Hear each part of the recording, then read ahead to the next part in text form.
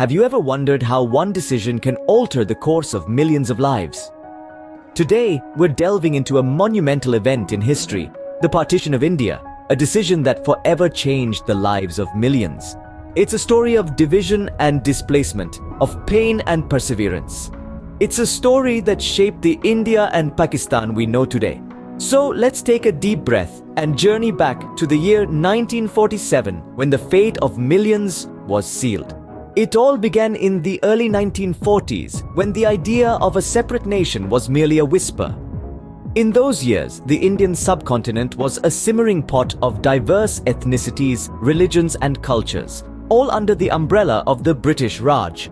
However, beneath this seemingly tranquil surface lay the seeds of a growing discontent. The Indian National Congress and the All India Muslim League, two major political players of the time, were increasingly at odds over the future of India. The Congress, with its predominantly Hindu leadership, envisioned a unified India free from British rule. On the other hand, the Muslim League, led by the charismatic Muhammad Ali Jinnah, began to entertain the idea of a separate Muslim nation. This idea, initially a mere whisper, was a response to the fear that Muslims would be marginalized in a predominantly Hindu India. The British Raj, grappling with the aftermath of World War II and the growing demands for Indian independence, found themselves in a precarious position. As the custodians of the Indian subcontinent, they were tasked with maintaining peace and order, a task that was proving increasingly difficult. The growing divide between the Congress and the Muslim League was further exacerbated by the divisive politics of the Raj. The British policy of divide and rule had sown deep mistrust and animosity among the various communities. This policy, although effective in maintaining British control, had ignited the spark of communal tension that would later explode into full-blown communal riots. The whisper of a separate nation for Muslims grew louder with each passing day. The Muslim League's demand for a separate nation, once considered an improbable dream, began to take shape. The idea of Pakistan, a homeland for the Muslims of the Indian subcontinent, was slowly but surely becoming a reality. By the mid-1940 AS, it became clear that the whisper had grown into a roar that could not be ignored. The stage was set for one of the most significant and tragic events in the history of the Indian subcontinent: the partition. The beginning of the end had arrived. In 1947, the British government, led by Prime Minister Clement Attlee, decided to end its rule in India. This decision was monumental, marking the end of a colonial era that had lasted nearly 200 years. But the transition wouldn't be as seamless as hoped. The British had a plan, a blueprint for the future of India. This plan, known as the Mountbatten Plan, was named after Lord Louis Mountbatten, the last Viceroy of India. The Mountbatten Plan was essentially a proposal for the Partition of India, creating two separate nations, India and Pakistan. It was a decision born out of political necessity, an attempt to pacify the rising tensions between Hindus and Muslims. The plan was controversial, to say the least. It was a decision that would forever change the face of the subcontinent. To carry out this plan, a boundary commission was set up, led by Sir Cyril Radcliffe. Radcliffe was a British lawyer with no prior knowledge or experience of India.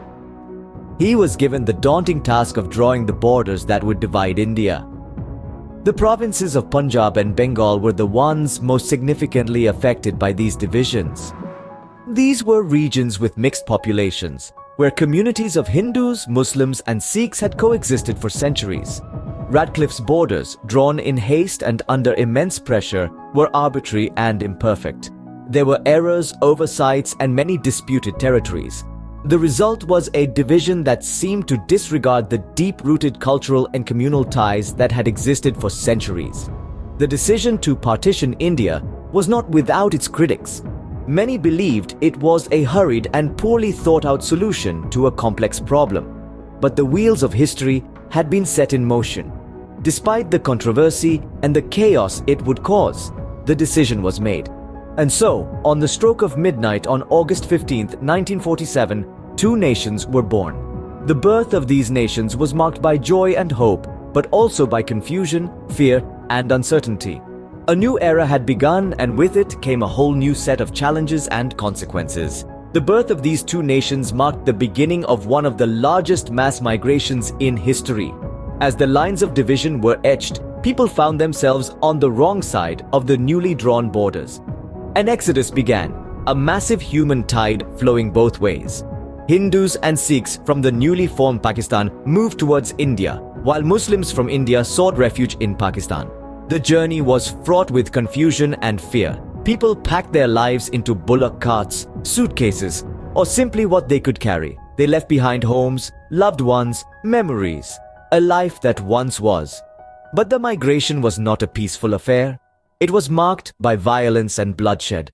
The roads were filled with refugees by day, and at night they turned into nightmares. There were stories of trains arriving at stations, filled not with the living, but with the dead. The hatred sown by the division had taken a monstrous form. And then there were the children, the most innocent victims of this mass migration, children who were forced to grow up overnight, who saw things no child should ever witness. Their eyes held stories of loss and trauma, stories that would remain etched in their hearts for the rest of their lives. Amidst the chaos, there were also stories of humanity and kindness. There were people who risked their own lives to protect those of others, who offered food, water, and shelter to the weary travelers. This period brought out the best and the worst in people, a testament to the complexity of human nature. The echo of this massive exodus is still heard today. It has shaped the identities and histories of two nations and their people. These stories of migration, of loss and survival, of resilience and hope are a part of our collective memory, a reminder of a past that we must never forget. In the end, it was estimated that nearly 15 million people had been displaced. The magnitude of this displacement is a stark reminder of the human cost of political decisions, a lesson we must remember as we move forward. The partition didn't just redraw borders, it etched deep scars into the hearts of those who lived through it. The immediate aftermath of the partition was a time of chaos and confusion. As the British withdrew, they left behind two nations, India and Pakistan, born out of a painful birth. The violence that erupted was unprecedented. Communities that had lived together for centuries turned against one another in a frenzy of religious hatred. The streets ran red with blood as neighbor fought against neighbor. The death toll mounted, reaching into the hundreds of thousands, and some estimates even suggest up to 2 million lives were lost. But the cost of partition wasn't just measured in lives lost. The economic disruption was significant. The division of resources, the mass migration, the loss of jobs and livelihoods all contributed to a state of economic turmoil. Entire industries were uprooted, and the newly formed nations struggled to find their economic footing. And the scars of partition didn't fade with time. They lingered, deeply ingrained in the psyche of both nations. The trauma of the violence, the loss, the displacement, it all left a lasting impact on the generations that followed. India and Pakistan, born out of the same womb, have been at odds ever since. The bitterness, the mistrust, the hostility all stem from the wounds of partition. The border disputes, the wars, the ongoing tensions, they all hark back to that fateful decision made over 7 decades ago. The refugee crisis, too, is a lingering effect of the partition. Millions were displaced, forced to leave behind their homes, their lands, their lives. They became refugees in their own countries, living with the constant reminder of the painful birth of their nations.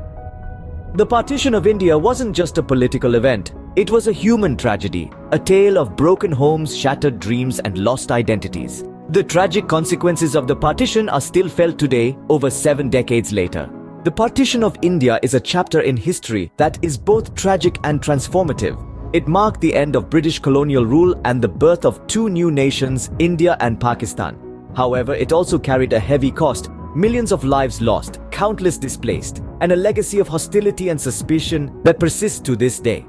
We've taken a journey through the events leading up to the partition, their fateful decision that sparked a mass exodus, and the aftermath that left scars on the subcontinent.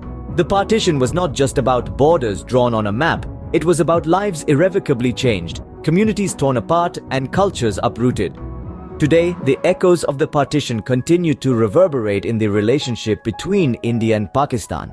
Political disputes, border tensions, and mutual distrust are remnants of a past that still casts a long shadow. But it's not just about conflict. The partition also reshaped the cultural, social, and economic fabric of the region. Despite the immense suffering, we also witnessed the resilience of the human spirit. People rebuilt their lives from scratch, forged new identities, and found ways to coexist in a changed world. It's a reminder of the power of hope, even in the darkest times. As we remember the tragic consequences of the partition, let's also remember the resilience of the human spirit and the power of hope in the face of adversity.